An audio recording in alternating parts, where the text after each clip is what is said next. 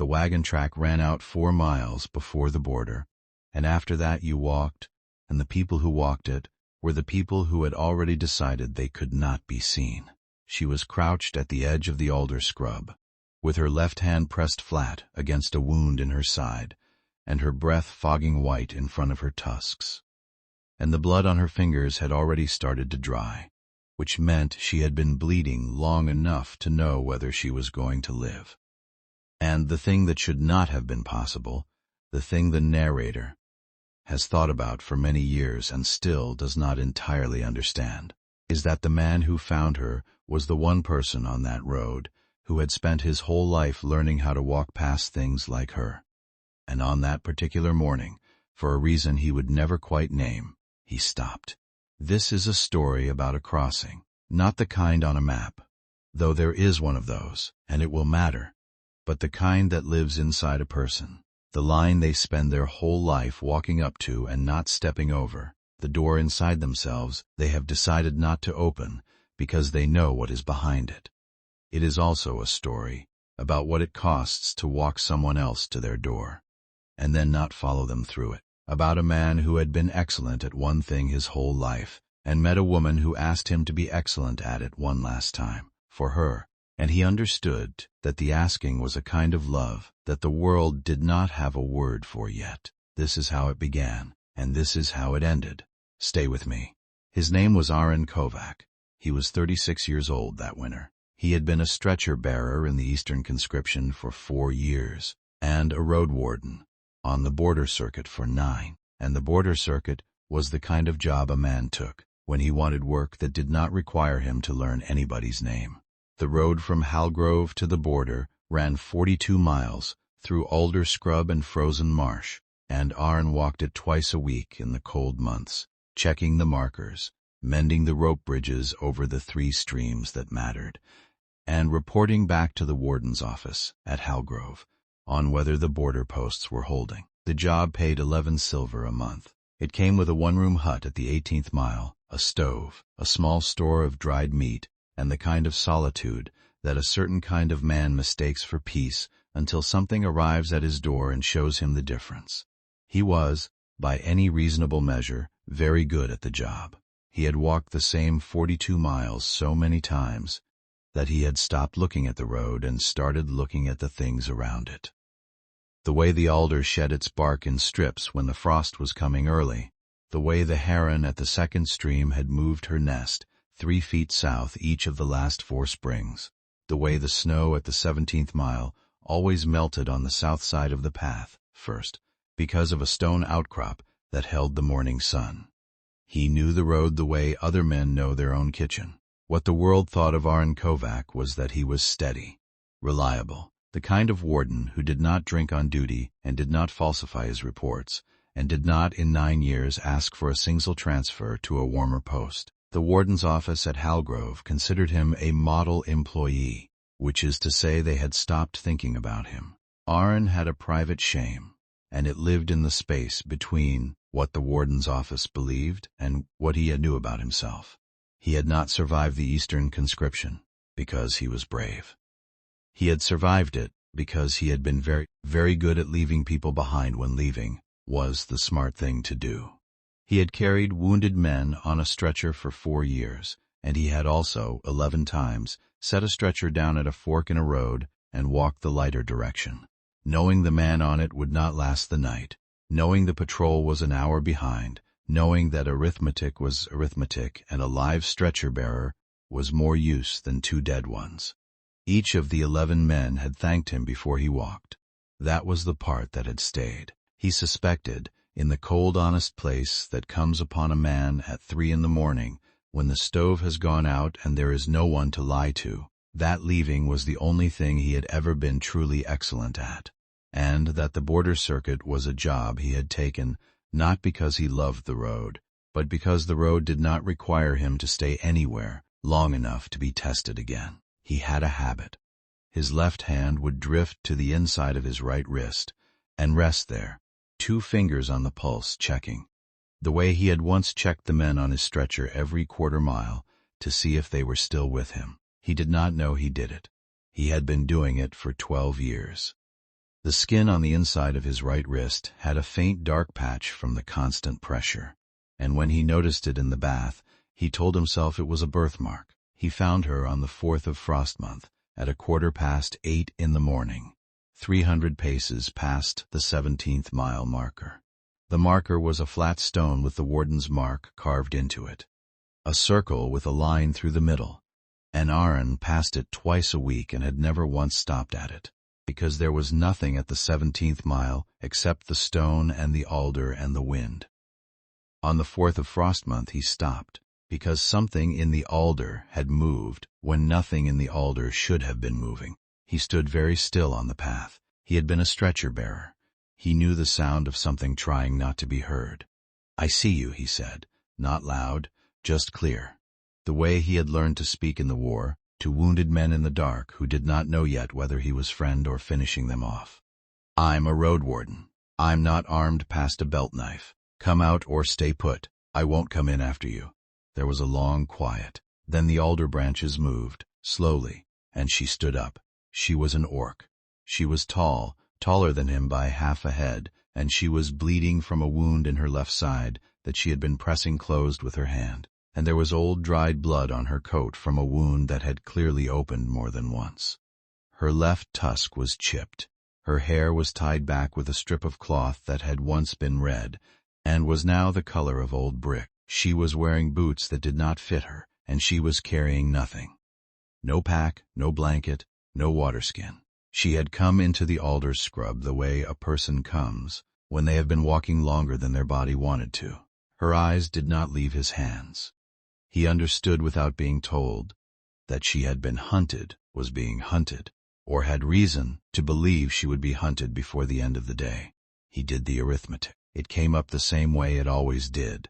The border was 24 miles. She was bleeding. Her boots were wrong. The light would go at 4. If she walked alone, she would not reach it. If a warden's report went in saying he had seen an unregistered orc inside the border circuit, a patrol would be on her track within 6 hours.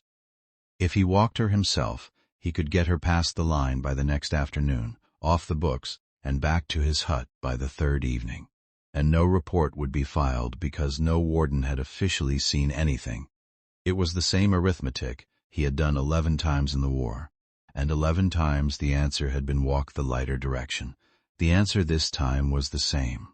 He understood this. He understood it cleanly.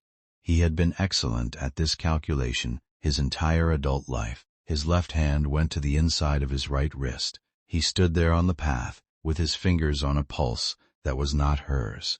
And he looked at her face, and he did the thing he had not done in 12 years of being good at his job. He set down the stretcher. "I'm walking to the border," he said. "I'll go slow, you can follow. I won't look back, and I won't ask your name." He turned. He started walking, very slowly, north. He counted his steps the way he had counted them in the war. At 38, he heard her come out of the alder. At 61, he heard her start to follow. He did not look back. She walked 40 paces behind him for the first 3 miles, and Aren let her, because he had been a stretcher-bearer, and he knew that some distances are the only possession a person has left, and you do not take them. He stopped at the small stream past the 18th mile, where the water ran clear and shallow over white stones, and he set down his pack on the bank and took out the things he had: a clean strip of linen, a small clay pot of pine-pitch salve, a leather waterskin, half a loaf of brown bread, 3 strips of dried venison. He set them out on a flat stone. He did not look toward the alder where she had stopped behind him. He took only the waterskin and walked 100 paces upstream and sat down on a stump where she could see him, but he could not see her. And he drank, slowly, and he waited. When he came back, the salve was gone. The linen was gone. The bread was half what it had been. The venison was untouched, because she had not yet decided whether to take what was given freely. He noticed. He did not comment. He repacked what was left. He started walking again. This is the kind of man Aren Kovak had been for 12 years.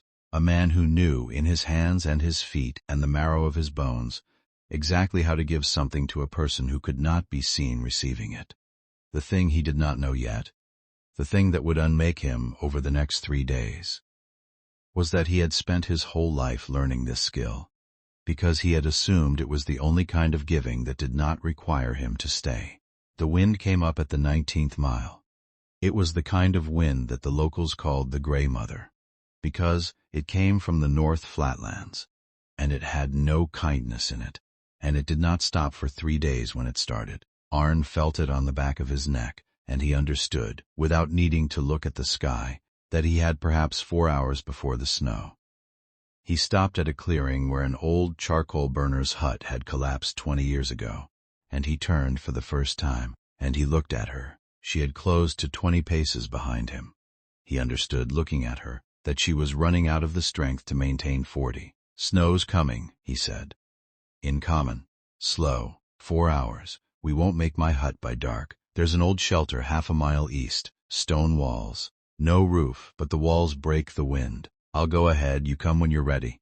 She did not answer. He walked east. The shelter was a ring of gray stone about waist high, the foundation of something that had been larger once and had not been larger for a long time. Aren cleared the snow out of the lee corner with his boot. He gathered fallen alder, snapped it down to fire length, built a small fire against the inside of the south wall, where the wind could not reach it. He set the waterskin on a stone near the fire to thaw. She came in 20 minutes after him. She stopped at the threshold, where the gap in the wall had once been a door, and she stood there, looking at the fire. And Aren understood that she was deciding whether the inside of a stone wall with a fire and a strange man was a worse trap than the wind. He did not invite her in. He took out the bone-handled knife from his belt. He had carried it for 11 years.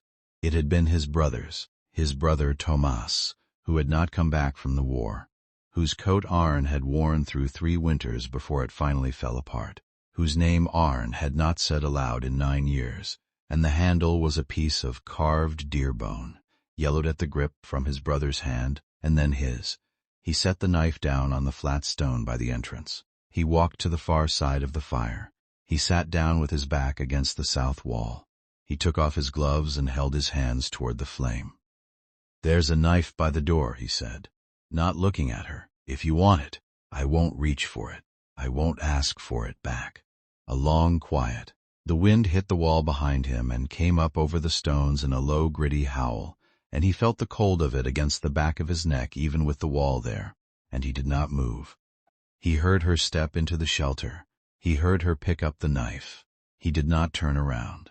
After a while he heard her sit down on the opposite side of the fire, and he heard the small, soft sound of the knife being placed across her knees, not hidden, not held ready, just placed, like a person setting a tool somewhere they could find it. He kept his hands toward the flame. He did not know it yet, but he had just done the second bravest thing of his life, and the bravest one was still 3 days away. She slept first. She slept the way wounded soldiers sleep, sitting up, back against stone, one hand on the knife, head tipped slightly forward, and Aren watched the fire and not her, because watching her would have been a kind of taking that he had decided, somewhere in the last 8 hours, that he was not going to do. The snow came at the 2nd hour after dark. The fire held. She slept 4 hours, woke once with her hand tight on the knife, saw him still by the fire with his hands on his knees, and slept again. Outside, the Grey Mother walked the alder. Aren Kovak sat by the fire of a stone ring in the wilderness of his own 42-mile circuit, and he did not check his pulse, and he did not do any arithmetic, and at some point well after midnight he understood that he had walked past the 17th-mile marker twice a week for 9 years, and had never once stopped at it, and that the stopping had been the only thing he had ever owed it. The wind went on. He did not sleep. When she woke at dawn, the snow was a foot deep, and the bone-handled knife was still across her knees, and he was still by the fire, and she looked at him for a long moment over the embers. "Why?" she said. It was the same one-word question Moravi might have asked, the same word every wounded creature has ever asked the hand that does not strike. Aren thought about it for a long time. "Because I've walked past you for 9 years, he said, and the math finally came up the other way. She did not understand the answer. He could see that. She did not ask him to explain. After a while she said, in common, quiet, Keth. He did not know the word. He would learn it. Keth, the road you take when you cannot go home. She had said it about herself. He understood that much. He nodded once. He fed the fire. They walked for 2 days through snow that came up to their knees in the low places, and they did not speak more than 20 words to each other in that time, and the silence was not the silence of strangers. It was a different thing. It was the silence of two people who had each, separately, learned that words were a kind of currency they could not afford to spend, and who had recognized that quality in each other within the first hour, and decided, without discussion, not to insult each other by pretending otherwise. Her name, he learned on the second morning, was Vesha. She told it to him while he was checking the binding on her wound. She had let him do this on the second night, after he had set the materials out and turned his back and gone outside the shelter to refill the water skin. And when he came back, she had not moved, and he had understood that this was permission, and he had cleaned the wound and rebounded in silence, and his hands had been steadier than they had been in 12 years. "Vesha," she said, while he tied the linen. "Aren," he said. She nodded. That was all the introduction either of them needed. The wound was 4 days old, by his count. It was a clean cut, but it had been opened twice by the walking. He had seen worse. He had carried worse. He told her, in plain words, that she would live if she stopped opening it, and that the next 22 miles would not allow her to stop opening it, and that this was the arithmetic. And she nodded as if she had already done the same math and arrived at the same answer. She had. He could see that she had. There was something about Vesha, and Aren noticed this on the second day, while they were crossing the frozen edge of the middle marsh, and she was 3 paces behind him, and her breath was coming in the short, controlled bursts of a person managing pain, that he recognized. The way she moved, the way she had laid the knife across her knees the first night, not hidden, not ready, just placed. The way she had taken the linen and the salve, but not the venison. She had been a soldier. Somewhere, for someone. He did not ask. She did not say. But on the second evening, when they had stopped at the small lee of a fallen pine and he was building the fire, she watched the way he stacked the wood, the small kindling first in a tight cone, then the medium pieces braced against it, then the larger logs left at the side to dry, and she said, "You stack like a field medic." He looked up. "I was," he said. She nodded. She did not ask which side. He did not ask which side. That was the moment, looking back on it many years later, when Aren Kovak understood that he had stopped being a road warden, walking an unregistered orc to the border, and had become something else, something he did not have a word for, something that had 2 people in it and a fire and 22 miles still to walk. The first kindness was the gloves. It happened on the second morning, while they were still in the lee of the fallen pine, and the cold had come down harder overnight, and Vesha's hands had gone the color that hands go when they have been cold for too long. Aren took off his gloves, thick black leather, lined with sheep's wool, 14 years old, the right thumb mended 3 times, and he set them down on a stone between them. He did not look at her. He set them down the way he had set down the salve and the linen, the way he set down anything that was a gift, visible, accessible, with the giver's back already turned. He picked up his pack. He started checking the straps. After a moment he heard the gloves slide off the stone. "They are too small," she said, "in common." After a long pause, "I'll stretch," he said, not turning. He heard her put them on. He did not see her face when she did. He had decided, somewhere in the last day, that he was going to do this whole walk without ever seeing her receive anything, because he understood, the way a man who has spent 12 years giving without staying understands, that the seeing was a kind of taking. His own hands in his coat pockets went numb within the hour. He did not mind. She wore the gloves for the rest of the walk. They did not stretch enough.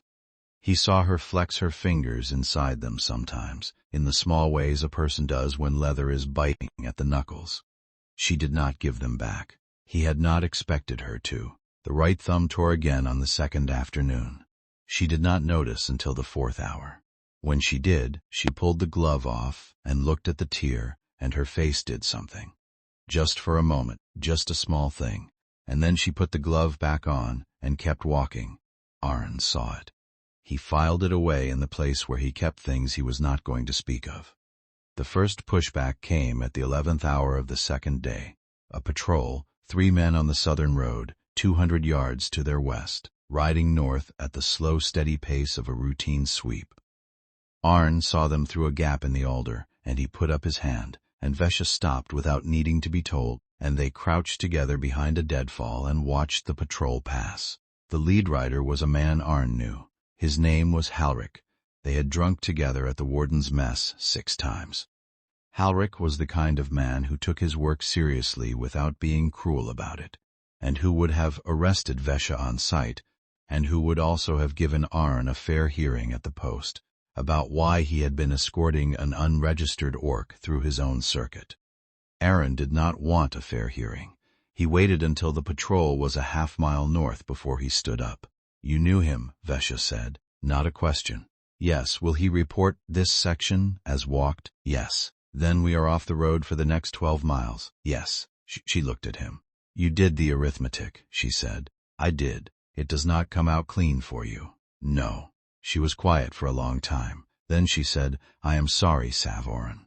He did not know the word. He would learn it. Savoran, one who walks beside you without owning you. He understood, by her tone, that it was a kind of thanks that was also a kind of apology, and that in her language the two things were perhaps the same word in different weather. He nodded. They went off the road. The off-road route added 8 miles and a full day. Aren had known it would. He had calculated this before he said yes, and the calculation had not changed his answer, and he understood that this was a new thing in his life, doing math that came out wrong, and walking anyway. His pulse was strange under his fingers when he checked it at the next stop. It was not faster. It was not slower. It was simply there in a way it had not been there for 12 years. The way a thing you have been ignoring for a long time becomes loud when you finally hear it. He took his hand off his wrist. He did not check it again for the rest of the walk. They camped that night in a hollow under 3 fallen birches where the snow had not reached, and Aren built the fire small and tight against the inside of the deadfall, and Vesha sat across from him and unwrapped the binding on her wound and looked at it in the firelight. It had not opened that day. "You said I would live if I stopped opening it," she said. "Yes, I have stopped opening it." "Yes." She bound it again, tighter than he would have. He understood that she was reading her own body the way he read the road, and that her hands knew what they were doing. After a while she said, quietly, "I have crossed 2 borders in my life. The first one I did not choose, the second one I did. Tomorrow will be the 3rd. Aren fed the fire. "There are some borders," she said, "that are not lines on a map." She did not look at him when she said it. He did not answer. The Grey Mother had stopped sometime in the afternoon, and the night was still, and somewhere far off a single owl called once and did not call again, and Aren Kovak sat across the fire, from a woman whose name he had known for 31 hours, and whose body he had bandaged twice, and whose hands he had given his gloves to, and he understood that he had been told a thing, and that the thing was both a warning and a courtesy, and that the courtesy was the kind that only certain kinds of people knew how to give.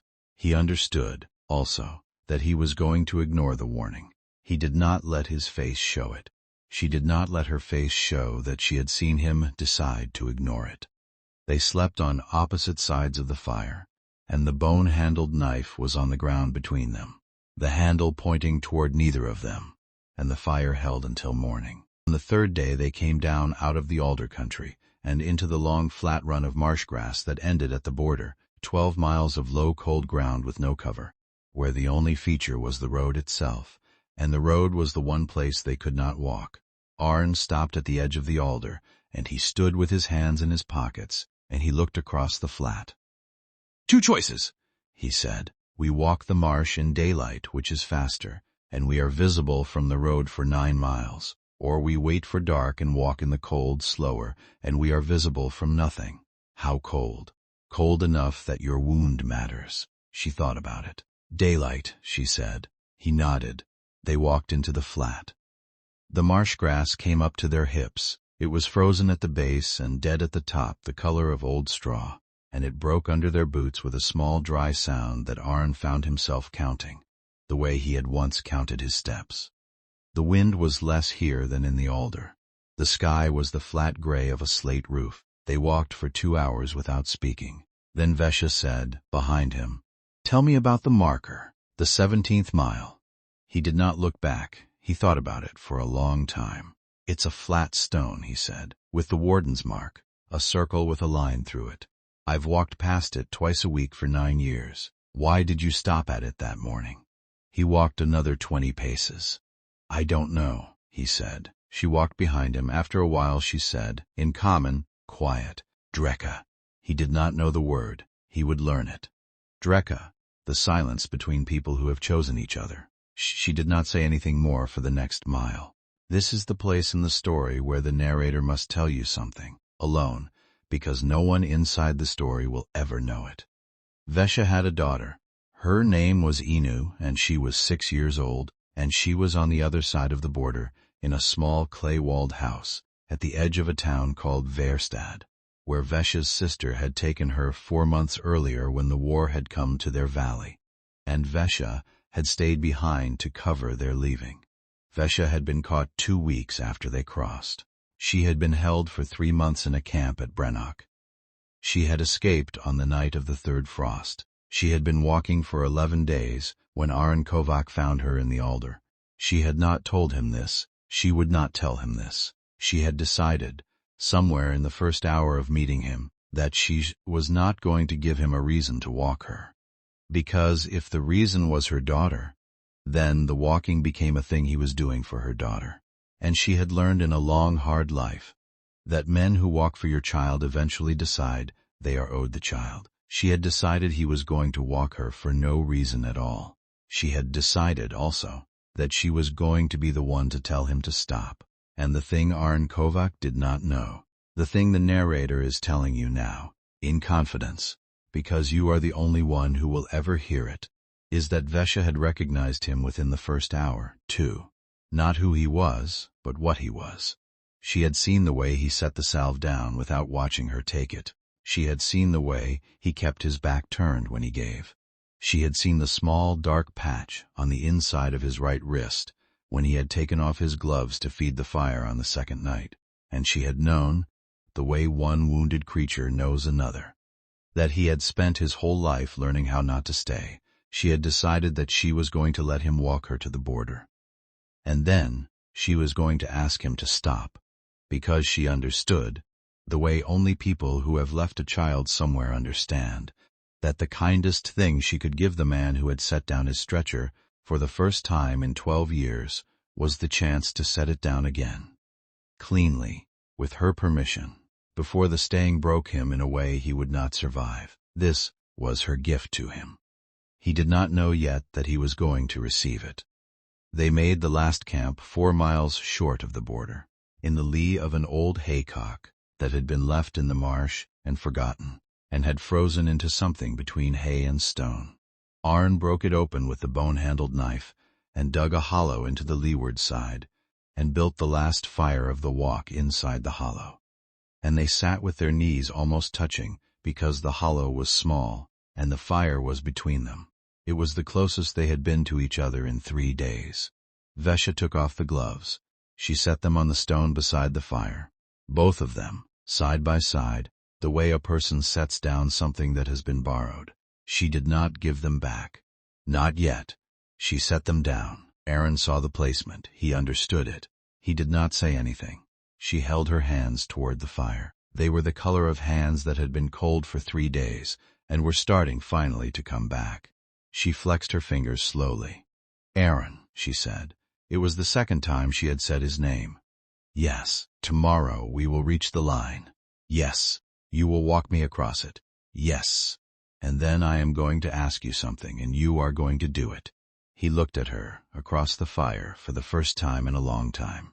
Her face in the firelight was not the face of the woman he had found in the alder 3 days ago. It was the same face, but the watchfulness was gone from it. In its place was something he did not have a word for, a kind of clarity, the way a wounded animal looks when it has decided which way it is going to walk to die. She was not going to die. He could see that. The clarity was not about dying. It was about choosing. "What are you going to ask?" he said. "I am going to ask you not to follow." He was quiet. The fire shifted. A piece of the frozen hay cracked in the heat, sharp as a stick breaking. "Why?" he said. She thought about it for a long time. "Because you have been very good to me, Savorin," she said. "And the next thing I am walking toward, you cannot walk to. And if you try, the trying will be a kind of taking. And I do not want to have to ask you twice." He looked at the fire. He understood, in the cold, honest place where the arithmetic lived, that she was right. That whatever was on the other side of the line was hers. Hers in a way that did not have room for him. And that the man who walked her to it and then turned around was a man who had loved her cleanly. And the man who walked her to it and then kept walking was a man who had loved her badly. He had loved her. He had not known he loved her until that moment. And he understood that he had loved her since the 17th mile, and that the loving had been the reason he had stopped at the stone, and that the loving did not give him any rights to her at all. He had not known this was possible. He had been 36 years old before he had learned it. His left hand drifted to the inside of his right wrist. He felt the pulse. It was very fast. It was very fast and very alive, and he kept his fingers there for a long moment. And he did not look away from the fire, and he understood, finally, what the habit had been for all those years. He had been checking, for 12 years, whether he was still alive. The answer, tonight by this fire, with this woman across from him telling him that she was going to ask him not to follow, was yes. He took his hand off his wrist. "All right," he said. She nodded. She did not thank him. He understood, by the not thanking, that he had been given a gift that did not have a thank you in it. If you have ever sat across a fire from someone you loved, knowing they were going to leave, knowing also that the leaving was the right thing, knowing that the loving and the letting go were the same gesture wearing two different faces, you already know what was moving through him. There is nothing to say about it, that the silence does not say better. They slept on opposite sides of the fire. The gloves stayed on the stone where Vesha had set them. The bone-handled knife was between them, the handle pointing toward neither of them, the way it had been every night. In the hour before dawn, Aren woke and found her awake also, across the fire, looking at him. "Aren," she said. "Yes, I had a brother once." He waited. "He was good at one thing in his life," she said. "He was very good at it. He died doing it. And the last thing he said to me before he went was that being good at one thing was a kind of curse, because the world would keep asking him to do it, and he would keep saying yes, and one day he would say yes to the wrong thing." She paused. "Tomorrow I am asking you to be good at one thing one more time." "Walking away," he said. "Yes, and then?" She looked at him for a long time across the fire. "And then I am asking you to be bad at it for the rest of your life." He understood. He did not answer. There was nothing to answer. He lay back. He looked at the stars through the gap at the top of the hollow. The gray mother had cleared the sky, and the stars over the marsh were the cold, hard stars of deep winter. And Aren Kovak lay on the frozen ground 4 miles from the border, and understood that he was going to walk her across the line, and turn around, and walk the 42 miles back, and that he was going to be bad at walking away for the rest of his life. He understood it was the best thing he would ever do. But before we see the moment she stepped across the line, and what she said to him before she did. Vibe Chronicles is brand new, and every subscribe keeps these stories coming. It's free. It takes 1 second. Hit subscribe. Drop a comment telling us where you're watching from, and the name of someone you would walk to a border and not follow across. Let's continue. Beat D. The Crossing 5. They reached the border at the 3rd hour after noon. It was not what either of them expected, and Aren had walked this border for 9 years, and Vesha had crossed 2 borders in her life, and the third one was the kind that taught them both that the things you have crossed before do not prepare you for the one that matters. The line itself was a low stone wall, waist-high, running east and west, through the marsh grass for as far as either of them could see in both directions. There was a watchpost a mile to the east. Aren could see the small dark shape of it against the sky, and another one 2 miles to the west. Between them, at the place Aren had chosen, the wall ran through a shallow dip in the ground, where the marsh grass grew thick on the southern side, and the land beyond was a flat brown expanse of frozen scrub that climbed slowly, over the next 2 miles, toward a low ridge. On the other side of the ridge, Aren knew, was a road. The road went to Verstad. He had not been to Verstad. He did not know what was there. He understood by the way Vesha had stopped at the edge of the dip and stood looking at the ridge with her hand pressed flat against her side, that she did. The wall was old, mortar gone in places. A man could step over it. Vesha could step over it. There was no patrol on the watchposts at this hour. The afternoon shift change had been an hour ago. Aren knew the schedule. He had chosen the hour, and there would not be a patrol on this section for another 40 minutes. They had time. They had nothing else, but they had time. Aren stopped 10 paces short of the wall. Vesha stopped beside him. For the first time in 3 days, they were not walking single file. They were standing side by side, and the wind was at their backs, and the wall was in front of them. And Aren Kovak understood that the moment he had been walking toward and trying not to walk toward had arrived. He did the arithmetic. It came up the same way it always did. He took the bone-handled knife off his belt. He held it in his hand for a moment. The bone was warm from his hip. He looked at the grip, at the place where his brother's hand had worn the yellow into the bone, and where his own hand had deepened the wearing. And he understood that he had carried this knife for 11 years, because it had been the only thing of his brother's he had been able to keep, and that he had never given it to anyone, and that he was about to. He held it out to her, handle first. "Take it," he said. She looked at the knife. "Aren, it was my brother's. His name was Tomas. He died in the war. I've carried it 11 years. He paused. "I'm not giving it to you because I want you to remember me. I'm giving it to you because where you're going, you'll need a knife, and this is the one I have." She took it. She did not say thank you. She had stopped saying thank you for things, at some point on the second day. And Aren had stopped expecting it, and the not saying had become a language between them that meant more than the saying would have. She put the knife in her belt. She took off the gloves. She held them in her hands for a moment. The right thumb was torn. The leather had stretched, finally, in the last day, and they fit her better now than they had in the beginning. She held one of them out to him, the right one, the torn one. "Aren," she said. He looked at it. "Take it." "Take," she said. "Vesha, take it. I am keeping the other. If you ever want to find me, you will have to find the other one. I am not telling you not to find me. I am telling you that finding me has to be something you choose for the rest of your life, every day. Not something you do tomorrow because you cannot bear the walking back." Vashed. He did not know the word. He would learn it. Vashed. A debt that is paid by leaving, not by staying. He took the glove. He held it in his hand. It was warm. The leather had her shape in it now. He put it in his coat pocket. He understood, holding it there, that he was going to carry it for the rest of his life, and that he was probably never going to find the other one, and that the not finding was going to be the proof that he had loved her cleanly. He nodded once. He could not speak. She saw that he could not speak.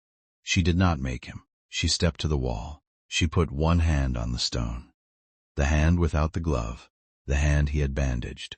She looked back at him over her shoulder, and her face in the afternoon light was the face he had first seen in the alder 3 days ago. Except now he could see what had been underneath it the whole time, and he understood that she had been beautiful from the first moment, and that he had only been allowed to see it at the last. "Inumar," she said. He did not know the word. He would learn it. "Inumar, go well, said only to those you will not see again." She stepped over the wall. She did not look back again. He stood 10 paces from the wall and watched her walk across the frozen scrub toward the ridge, and she walked the way she had walked behind him for 3 days, steady, careful, hand pressed flat against her side, and the bone-handled knife was visible at her belt, and the single glove was on her left hand, and the right hand was bare in the cold, and she did not put it in her pocket. She walked for 10 minutes. She walked for 15. At the base of the ridge she stopped, and she turned, and she lifted the bare hand once, Not a wave, just a lift, the way a person acknowledges something across a great distance. And then she turned and walked up the ridge, and over it she was gone. Aren Kovak stood at the wall for a long time after she was gone. The light went gray. The watchpost shift would change in 20 minutes. He had to be off this section of the line by then, or he would be seen, and being seen here on this section, with no patrol scheduled, would mean questions he could not answer. He turned. He walked south. He counted his steps. He had counted his steps for 12 years on this road, and he counted them now. The way a man counts the only thing he knows how to do when the larger arithmetic has stopped making sense. At 312, he put his hand in his coat pocket. The glove was there. He left it there. At 740, his left hand went to the inside of his right wrist. He felt the pulse. It was very fast. It was very fast and very alive. And he kept his fingers there for a long moment, and he understood. The way a man understands a thing he has been refusing to understand for a long time. That the pulse had been there the whole 12 years, and that he had been checking it not to see if he was alive, but to see if he had finally let himself feel anything, and that the answer for 12 years had been no, and the answer today was yes. He took his hand off his wrist. He did not check it again for the rest of the walk back. He reached the 18th-mile hut at the 2nd hour after dark on the 5th day. The stove was cold. The hut was the same hut it had been when he had left it 8 days ago. The blanket was on the same hook. The tin cup was in the same place on the small table by the window. The single chair was pulled out from the table at the same slight angle he had left it at. He stood in the doorway, and he looked at the room, and he understood that nothing in the room had changed, and that the man who had left it 8 days ago was not the man who was standing in the doorway now, and that this was the first house he had ever walked back into as a different person. He went inside. He built the fire. He sat in the chair. He took the glove out of his coat pocket, and he set it on the table, next to the tin cup, and he looked at it for a long time, and he did not put it in a drawer. He left it on the table. It would stay on the table for the next 9 years. Beat E, the 9 years, 1, 15, Jasad dance. This is the part of the story the narrator has been waiting to tell you, because it is the hardest part, and it is the part that no one inside the story will ever describe out loud. For 9 years, Aren Kovak walked the 42-mile circuit. He walked it twice a week in the cold months and once a week in the warm months, and he filed his reports at the warden's office at Halgrove, and he mended the rope bridges over the 3 streams that mattered, and he reported on whether the border posts were holding, and the warden's office at Halgrove continued to consider him a model employee, which is to say they continued to stop thinking about him. The glove stayed on the table. He did not move it. He cleaned around it. He set the tin cup back on the table after every meal, in the same place, and the glove was always next to it. And over the years the leather went stiff in the way that leather goes stiff when it is not worn. And the tear in the thumb did not get worse because nothing touched it, and the small dark stains on the palm, where Vesha's hand had pressed against her wound, stayed exactly where they were. He stopped at the 17th-mile marker every time he passed it. He had not stopped at it for 9 years before he met her. He stopped at it twice a week now. He did not do anything when he stopped. He stood beside the flat stone for 30 seconds, sometimes a minute, and he looked at the alder where he had first seen her, and then he kept walking. The patrol, Halrik, who had been promoted to senior warden after the 3rd year, noticed the stopping eventually and asked Aren about it once at the Halgrove mess, and Aren had said, "It's a good place to check my boots," and Halrik had nodded the way men nod when they understand that they are being told to leave a thing alone. In the 2nd year, Aren began to learn Orcish. He did not tell anyone. There was a trader at Halgrove, a half-orc named Brenn, who ran a small dry goods stall and who had grown up in the eastern clan country, and Aren went to him after market one Saturday and said, "I would like to pay you to teach me your language." Brenn looked at him. Brenn was the kind of man who understood, the way certain kinds of merchants understand, that questions were a luxury he could not always afford. How much language? Enough to read it. Enough to write a letter. Why? Aren thought about it. Because I owe one, he said. Bren nodded.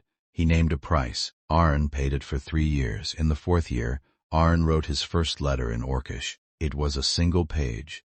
It was written carefully, the way a man writes a thing he has been thinking about for a long time. It said, Vesha, I am writing this in your language because I want you to know I have learned it, and because the things I want to say cannot be said in mine. I have not come to find you. I will not come to find you. You asked me not to, and I have honored it, and I will honor it for the rest of my life. I am writing because I want you to know that I stop at the 17th-mile marker now. Every time. I did not know what the stopping was for a long time. I think I know now. It was the place I learned that the road does not own me, that the math does not have to come out clean. I have your glove. The right one. The one with the tear. It is on the table by the window in my hut. It has been there for 4 years. I have not moved it. I will not move it. I do not know if your daughter is well. I assume there is a daughter. I assume she was the reason. I am glad I did not know then. I would have walked badly. You knew that. You gave me the chance to walk cleanly. I have understood it. Finally. It took me 4 years. I am not asking you to write back. I am not asking you to find the other glove. I am writing because I owe you a thing, and the thing is the word for what you gave me. I have learned the word in your language. There is no word for it in mine. Sav Oren. I was honored to be yours. Aren. He did not send the letter. He had no address for her. He had only the name of a town, Verstad, and he had decided in the 4th year that knowing the name of the town was already more than he was supposed to know, and that walking the letter to Verstad and asking after a woman named Vesha would be a kind of following, and he had promised not to follow. He put the letter in a wooden box on the shelf above the stove. In the 7th year he wrote a second letter. It said, Vesha, I dreamed last night that you came back. You were standing in the doorway with the other glove in your hand. You did not say anything. You set the glove on the table next to the first one. You turned around, you left. I woke up and I was glad it was a dream. I do not want you to come back. I want you to be where you are, wherever you are. This is what loving you cleanly has felt like for 7 years. It has felt like wanting you to stay where you are. I think this is what you were trying to give me at the fire the last night. I think I have finally received it. Aren. He put the second letter in the wooden box. In the 9th year, he stopped writing letters. He had said what he had to say. He understood by then that the letters had not been for Vesha. They had been for him. They had been the way he had taught himself, slowly, over years, how to be the man she had asked him to be. He had become that man. It had taken 9 years. The glove was still on the table. The gray mother came twice more in those years. The heron at the 2nd stream moved her nest 2 more times. The chipped stone at the 17th-mile marker eroded another 1/4 inch.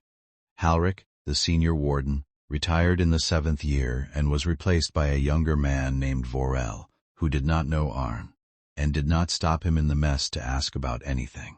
The dried meat in the store cupboard at the hut changed brands 3 times. Arn turned 40, and then 43, and then 45. He did not marry. He did not look. The town of Halgrove had 2 widows who, in the 5th year, both at different times, made it known that they would not object to his company, and Arn had been kind to both of them and had not pursued either, and they had understood, the way certain kinds of women understand, that the man they were dealing with had already given his pursuit to someone who was not going to claim it, and that the giving was the only kind of fidelity he had left. One of them, a woman named Sevra, who ran the small bakery on the east side of Halgrove, said to him once across the counter in the 7th year. She had been counting his change, and she had not looked up, and her voice had been very ordinary. You know, Kovak, the gloves on dead men's hands are still gloves. He had not understood at first. Then he had. He had taken his bread and his change. He had said, "Thank you, Sevra." He had walked back to the hut. He had not moved the glove, but he had understood, that evening, that the town had been watching him for 9 years, and that they had decided, collectively, that he was a man who had loved someone he was not going to see again, and that they had not asked him about it because they had understood that he did not want to be asked. This was the kindness of small towns. It was not always a kindness. It was this time. He sat by the fire that night, and he looked at the glove on the table, and he understood that he had been part of a community for 9 years without knowing it, and that the community had been holding the door of his grief open the whole time, and that he had not noticed because he had not looked up. He looked up after that. In the 8th year, he started attending the harvest festival. In the 9th year, he taught a young warden, a boy of 19, just hired, how to read the alder bark to know when frost was coming. The boy was a good student. He listened. Aren found, teaching him, that his voice had not gone rusty. In the autumn of the 9th year, a letter came. It came to the warden's office at Halgrove, addressed to Aren Kovak, road-warden, 18th-mile hut. The senior warden, Vorel, brought it out to him on the 3rd Saturday of the month, riding the 4 miles from Halgrove on his own time, because Vorel had been told by the post clerk that the letter was from across the border, and Vorel had decided, the way certain kinds of men decide, that this was the kind of letter that should be handed to the man it was addressed to in person. Aren was at the woodpile when Vorel rode up. He saw the letter in Vorel's hand. He set down the axe. He took off his work gloves. The right thumb of his work gloves had been mended 4 times in the last 9 years. He had mended it himself. He took the letter. The handwriting on the front was careful. Letters formed slowly, the way a person writes who has learned the alphabet as an adult. The stamp on the back was Verstad. He looked at Vorel. "Thank you for bringing it." Vorel nodded. He did not ask. He turned his horse. He rode back to Halgrove without dismounting, which Aren understood was the closest thing to a benediction that a senior warden could give. Aren went inside the hut. He sat in the chair at the table by the window. The glove was on the table. He set the letter down next to it. He did not open the letter for a long time. He looked at the glove, and he looked at the letter, and he understood that he had been waiting for 9 years for the second glove, and that what had come instead was a letter, and that this was perhaps the same thing in a different shape. He opened the letter. Inside, written in common, in the same careful hand. "Aren, my mother says you walked her to a border 9 years ago. She says you gave her a knife. She says she gave you a glove. She says she has carried the other one for 9 years and never put it down. Her name is Vesha. My name is Inu. I am 15 years old. I am writing, because she cannot write in your language, and she has asked me to. She says the thing she asked you to do at the wall was the hardest thing she has ever asked anyone. She says she has thought about it every day for 9 years. She says she does not regret asking it. She says she would ask it again. She says she is writing now because she is going to die. Not soon. The healers say a year, perhaps 2. It is the wound from the camp at Brennok. It did not close cleanly. It has been closing badly for 9 years. She says she is not asking you to come. She says she is asking you to know that she did not regret asking you to stop, that the stopping was the gift, that she would not have changed it. She also says, and these are her words, I am writing them as she says them to me, Sav Oren. I have carried the glove. I have not put it down. If you have not put yours down either, then we have done a thing that did not have a word for it in either of our languages. We have made the word together. It took us 9 years. She says you do not have to write back. She says she is not asking you to come. She says she is telling you, because the not telling would be a debt. I am the daughter. I wanted to write you also, because she has told me about you for 9 years, and you have been the man in her stories who walked her home and let her stay home. I have wanted to know your name for a long time. Now I know it. I will write again if she asks me to. Inumar, Inu. Aren read the letter. He read it again. He set it down on the table next to the glove. He sat very still. Outside, the light was the long, slow gray of an autumn evening that did not yet know it was going to turn into winter. The fire in the stove had gone low. He did not get up to feed it.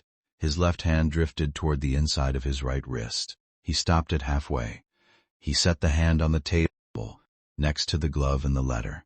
He understood, the way a man understands a thing he has been ready to understand for a long time, that he had a choice now, and that the choice was not the one he had thought it would be for 9 years, The choice was not whether to go to Verstad.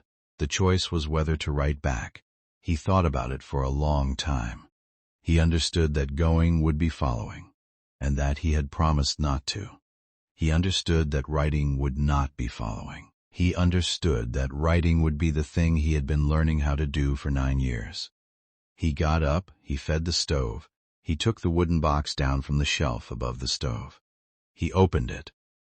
He took out the 2 letters he had written in the 4th year and the 7th year, and he set them on the table. He took out a clean sheet of paper, he sat down. He picked up the pen. Beat, F, the letter. He wrote in Orcish. It took him 3 hours. He had to stop twice to look up words he had not used in years. He had to start the letter over once because his hand was unsteady on the first attempt, and he wanted Vesha to be able to read it cleanly, the way she had walked cleanly into the marsh 9 years ago. He did not look at the glove while he wrote. He did not need to. The glove was in him by then.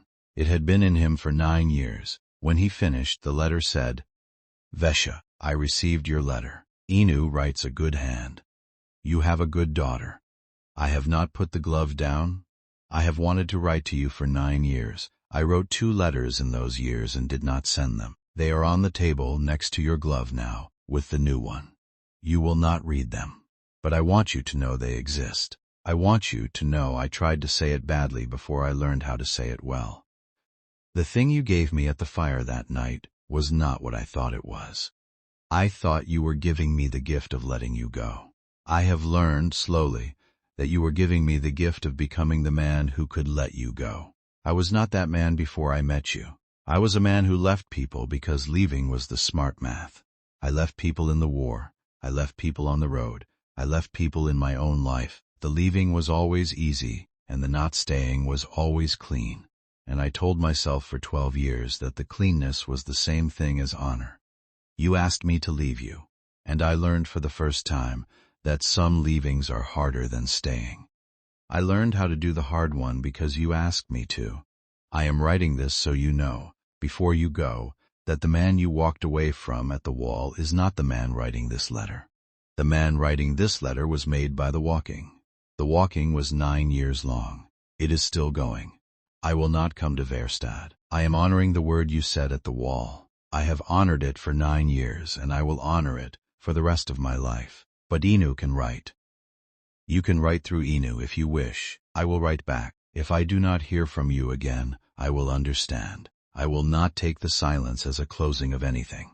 The silence between us has been a kind of speaking for 9 years. I have learned to hear it.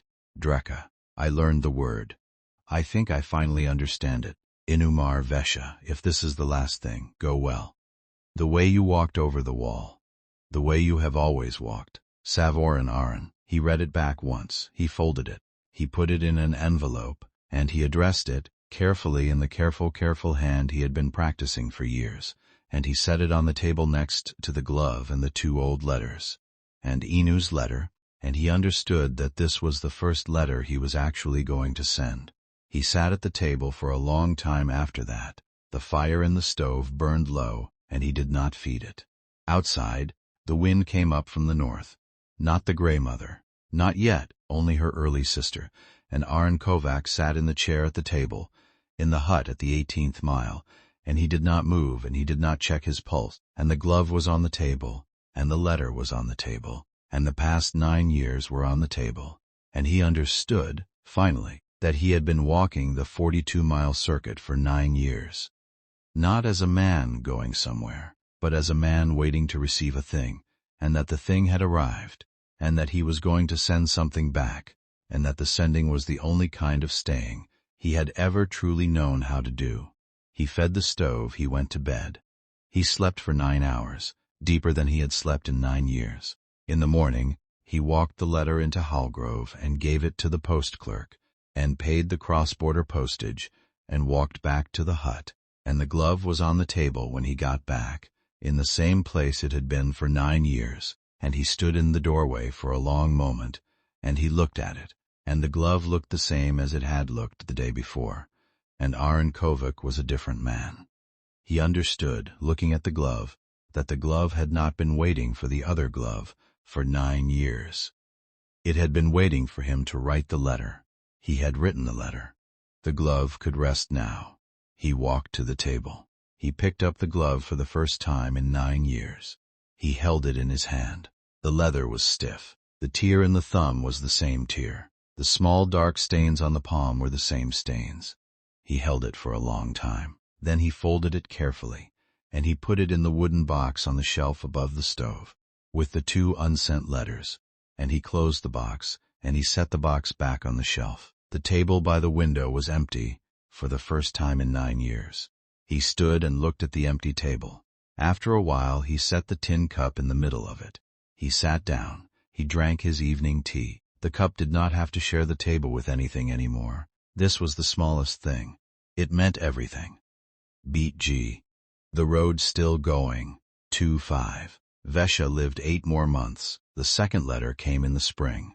Written by Inu, dictated by Vesha from a bed in a small house in Verstad, with a window that faced east. It said, Aren, she has read your letter. She had me read it to her 3 times. The 3rd time, she stopped me at the word Sav-Oren, and she closed her eyes, and she did not open them for a long time. She wants you to know that she has made a word with you. That the word is the 2 gloves, and the knife, and the 17th-mile stone, and the fire at the last camp, and the 9 years. She says the word does not need to be spoken. She says you both already know it. She is well. The healers say perhaps a year now, perhaps less. She is not afraid. She says she did her own arithmetic many years ago, and she has been at peace with the answer for a long time.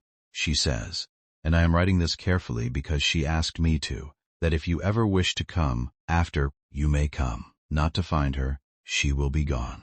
To find the road we live on. There is a road from Verstad that goes east into the hills. There is a small house at the 3rd stream. I will be there. My aunt will be there. The other glove will be there. She is not asking you to come. She is telling you the road exists. She says this is the last thing. She says Inu Mar, Inu. Aren read the letter at the table. He folded it. He put it in the wooden box with the others. He did not write back. There was nothing to write back. He had said what he had to say in the first letter. The second letter was Vesha's answer to it, and the answer was complete, and the answer was the thing he had been waiting 9 years to hear. He kept walking the circuit. The young warden he had taught to read. Alderbark was promoted to a 2nd circuit warden in the summer of that year. Aren attended the small ceremony at the Halgrove warden's office. He shook the boy's hand. The boy, his name was Tev. He was 21 now. He had a young wife who was expecting a child, said, Thank you for everything, sir. And Aren had said, You'll be good at it. You listen. That's most of it. And Tev had nodded, and Aren had understood that he had become, somewhere in the last few years, the older man who passed things on, and that this was a thing that happened to men who stayed. He had stayed. He had been a road warden of the Eastern Circuit for 18 years now. He had been a man who knew how to stay for 9. The 3rd letter came in late autumn. It was very short. It said, Aren. She went last night, easy. She held my hand. She said 1 word. The word was Sav-Oren. The road from Verstad still goes east into the hills. The small house at the 3rd stream is still there. The other glove is on the table by the window. Inu. Aren read it. He sat at the table for a long time. Outside, the Grey Mother had come back.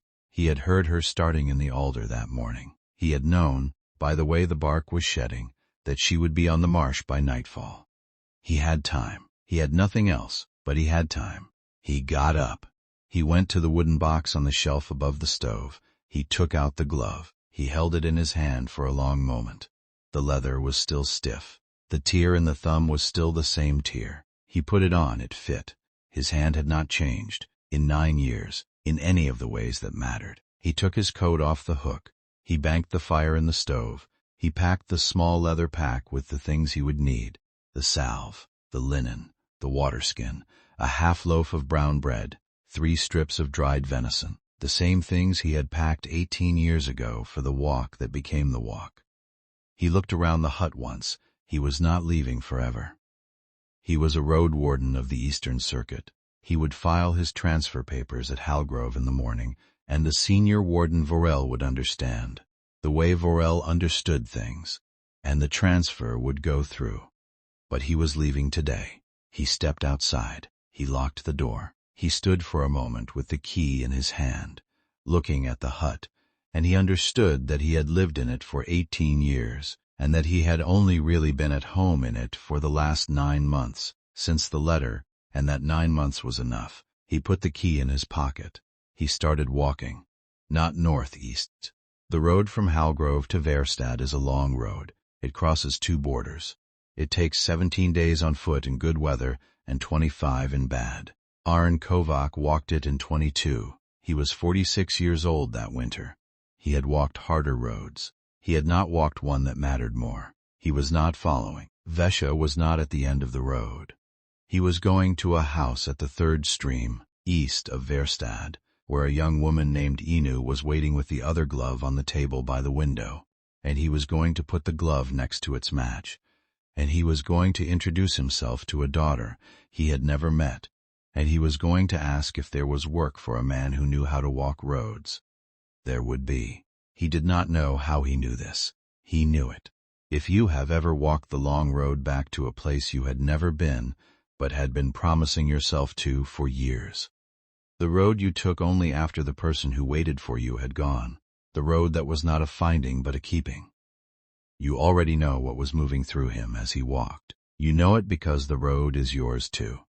You know it because every one of us is walking it. You know it because the keeping is the only kind of love that does not require the keeper to be young, or strong, or sure. The keeping is the kind of love that the world does not have a word for yet. But Aren Kovak had learned the word. It was Sav Oren. He had been honored to be hers. He was honored to keep being hers. He walked. He reached the small house at the 3rd stream on the 22nd day, in the late afternoon, with the light long and gold across the frozen grass, and the smoke from the chimney rising straight up in the still cold air. A young woman was at the door. She had her mother's eyes. She had her mother's chipped left tusk. She had her mother's way of standing in doorways before crossing them. She looked at him. He looked at her. He took off the glove. He held it in his hand. "Aren," she said. Not a question. A confirmation. "Inu." She stepped back from the door. Inside, on the table by the window, the second glove was waiting. He walked in. He set the right glove down next to the left. They were a pair again, for the first time in 9 years. He looked at them for a long time. Then he turned to Inu. "Your mother," he said. "Tell me about her, anything. The small things, the things she did when she was happy. I want to know." Inu's face did something, just for a moment, just a small thing, and then she gestured at the chair across from the stove. "Sit," she said. "I will tell you." He sat. She told him for 3 hours, and then she made tea, and then she told him for 3 more. He listened. He had learned, in 9 years, how to listen. It had been the hardest thing he had ever learned, and he had learned it for her, and now he was using it for her daughter, and he understood that this was a kind of staying that he had not known existed, and that the staying was going to fill the rest of his life, and that the filling was the thing he had been walking toward, without knowing it, for the whole 18 years on the Eastern Circuit. Some borders are not lines on a map. Some borders are the doors inside ourselves we have decided not to open. Some borders are the ones we walk someone else to, and then turn around at, and live the rest of our lives at the wall, until one day we understand that the wall has been waiting for us to walk back to it from the other side. Aren Kovak had walked back to it. The wall was not a wall anymore. It was a table by a window in a small house at the 3rd stream east of Verstad, and there were 2 gloves on it side by side, and the light was gold across them, and a daughter was making tea, and somewhere in the wooden box he had carried in his pack were 3 letters that had not been sent, and one that had, and the one that had been sent was the one that had brought him here. The keeping was the love. The love did not require the keeper to be sure. It only required the keeper to walk. Aren Kovak had walked. He was 46 years old. He had walked his whole life. He was, finally, walking towards something instead of away. Inu set the tea down on the table next to the gloves. She sat across from him. She looked at him. She said, and her voice was her mother's voice, only younger and lighter and not yet wounded. She said, "You would come. He nodded. He could not speak. She saw that he could not speak. She did not make him. She picked up her cup. He picked up his. They drank. Outside, the light went from gold to gray, and the cold came down, and the smoke from the chimney rose straight up in the still air. And inside the small house at the third stream, a man and the daughter of the woman he had loved sat across from each other and drank tea, and the two gloves rested on the table between them, and the wall at the border 17 years ago had not been a wall at all. It had been a beginning. It had taken him 18 years to walk back to it. He was here now. He was not following. He had been called, and he had come. If you have ever been the one who walked away because you were asked to, and then spent your life learning what the walking meant, this story was always going to find you eventually. I am glad it found you tonight. Some doors only open from the inside. Some borders only become real when we cross them. Some loves are the kind that take 18 years to write the letter for. You know which one is yours. Go well. He set down the cup. He looked at the gloves on the table. He had finally come home.